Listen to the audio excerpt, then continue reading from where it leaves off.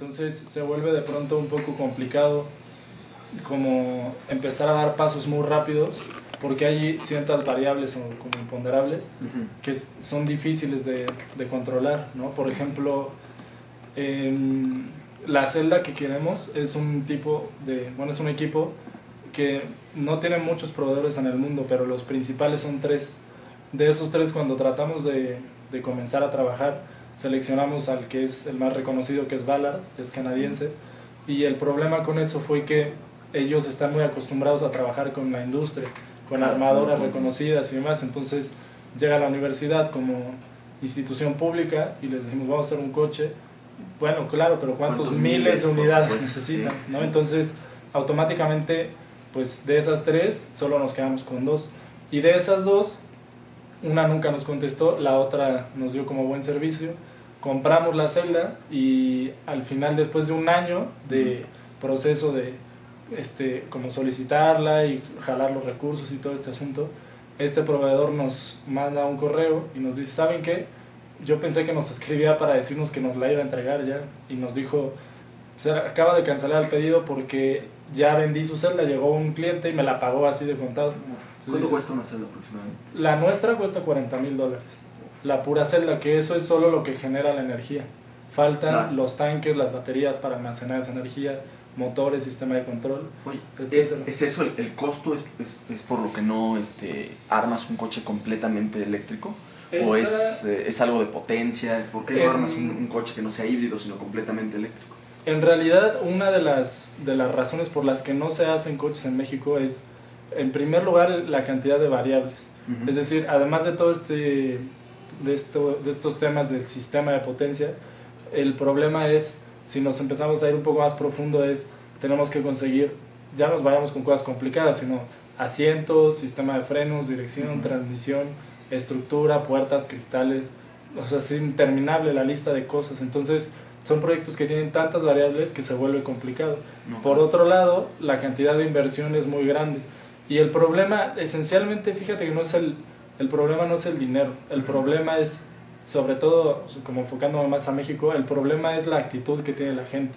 O sea, en general, la gente consume cosas que vienen de fuera, ¿no? Como que no estamos en este proceso de consumir cosas nuestras. Lo que pasa un poco, por ejemplo, en Japón, tú compras una tele, es Panasonic, ¿no?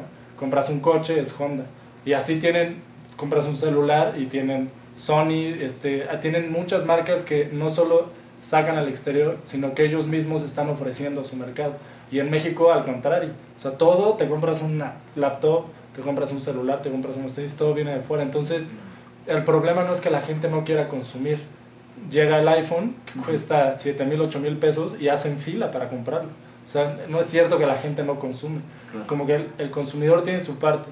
La gente que desarrolla cosas, no estamos como enfocados en tratar de desarrollar a otro nivel, de decir, bueno, vamos a hacer cosas que necesitamos y a tratar de hacer propuestas innovadoras, con fuerza, con identidad, etc.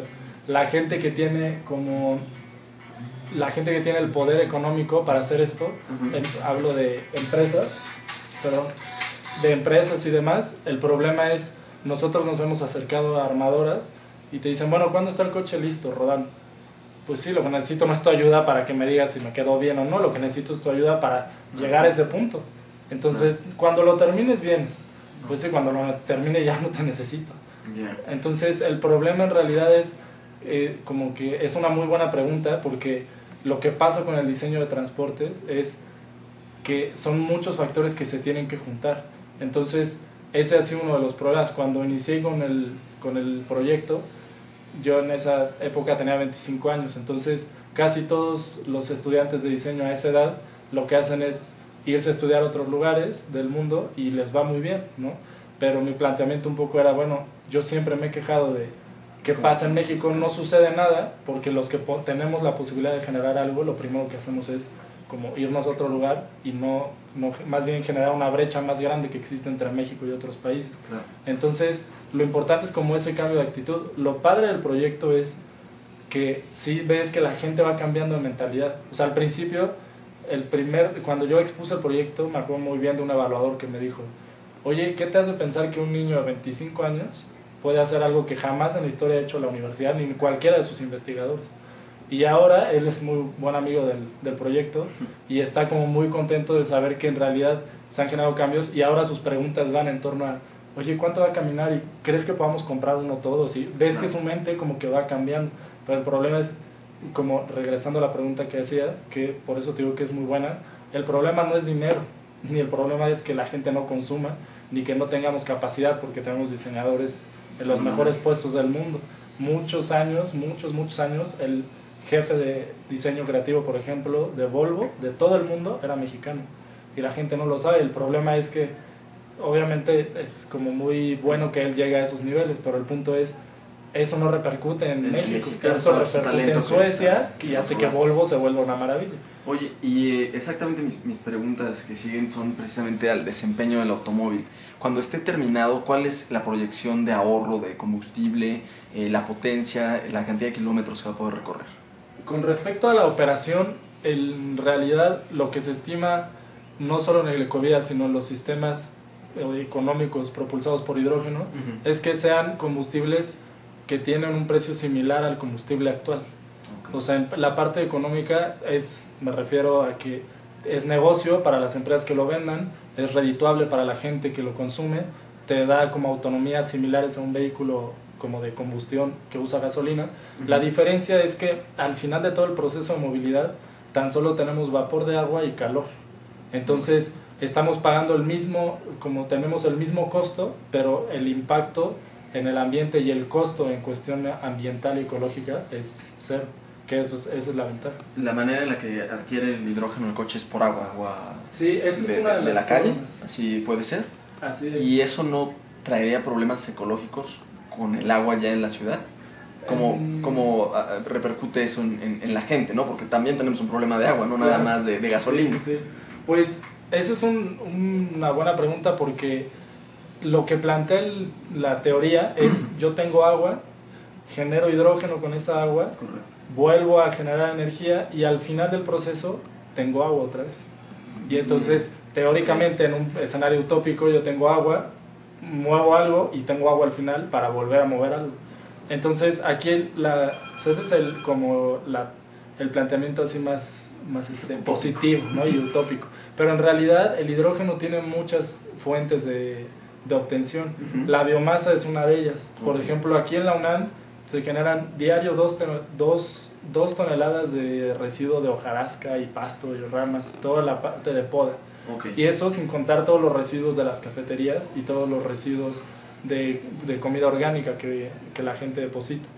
Entonces todo eso, lo que está tratando la UNAM es de utilizarlo para meterlo en un aparato que se llama biodigestor y obtener gases, y de esos gases se obtiene hidrógeno. Entonces esa es otra forma de obtener el hidrógeno. Un poco como la película de Volver al Futuro, no sé si recuerdas, exacto, que en la parte de atrás metía la basura el profesor, y bueno, obviamente es un proceso mucho más complicado que eso, pero es la idea, ¿no? Desde la basura sacar tu energía. Exactamente. Y aquí basura, bueno, no nos falta. En México no tenemos escasez en ese sentido, pero precisamente lo importante es, fíjate que Ecovía trató de proponer una tecnología que estuviera en la punta de la línea de tiempo. Es decir, ahorita estamos en combustibles, sigue los híbridos con combustible normal, luego híbridos con etanol E85, biodiesel, eléctrico al 100% e hidrógeno.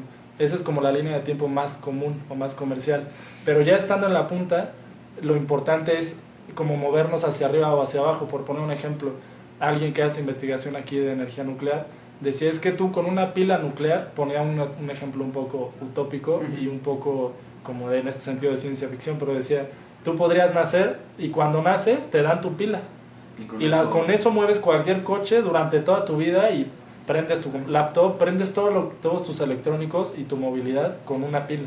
Sí, entonces el punto aquí es como que ya estando en la punta de esa cadena, lo que podemos hacer es decir, bueno, nos movemos hacia hidrógeno o nos movemos a nuclear o nos movemos a propulsados por aire, pero ya estamos pensando en cambiar el sistema, no en decir, tengo un auto de combustión y sigue en combustión con biodiesel, ¿no? O sea, ya es un sistema, o sea, usábamos máquinas con carbón y luego cambió todo el sistema y usamos petróleo, y ahora el punto es pensar en cambiar todo el sistema y usar otra cosa que no sea exactamente algo que se quema y que genera gases tóxicos para el ambiente. ¿Aproximadamente cuándo crees que va a estar listo el Esperamos que el coche esté para diciembre, para finales de este año.